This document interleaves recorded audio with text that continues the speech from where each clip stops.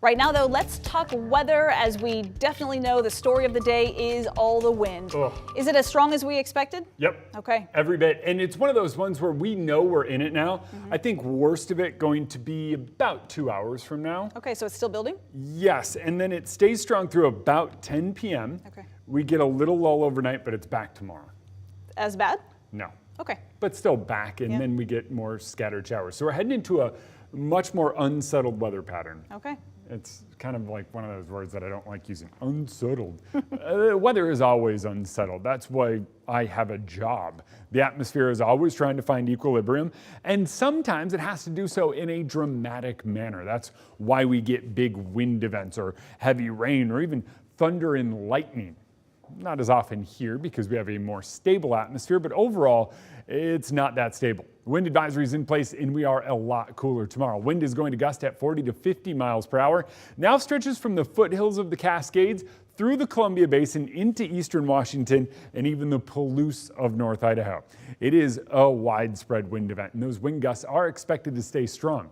Not strong enough that we're talking widespread damage, but strong enough that when you get to 50 miles per hour, it's enough to blow around your pickup. I'm now a pickup driver, I know how that goes. And a semi, but not tip over a semi, just kind of move it around if you're driving it.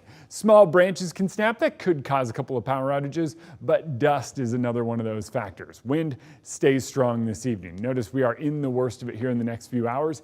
It lightens a little bit overnight, but seriously tomorrow, 20 to 30 mile per hour winds are enough that you're going to go, oh yeah, we are still in it. It's still trying to blow through all those trees. By the time we get to Saturday, wind starts dying down and heading into Sunday, it's just much calmer across the region. We'll eventually watch those winds ebb to about 10 to 20 miles per hour. So the next few days, it's a big shift in the overall weather pattern.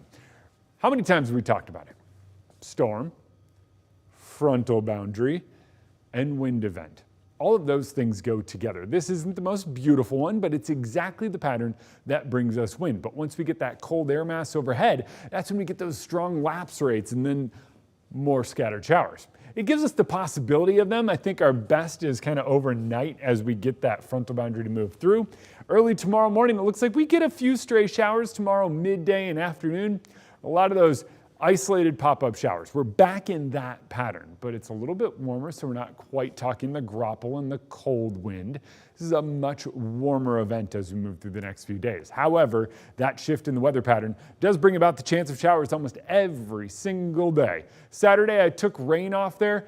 Basically, Mark and I are going to go try to mountain bike a mountain, and it's going to rain on that mountain, so I don't want him to know. So here in Spokane, it's going to be a mix of clouds and sun. Up in the mountains, it might rain on you. Just don't tell Mark I said that. He'll never figure it out. Jeremy, thanks.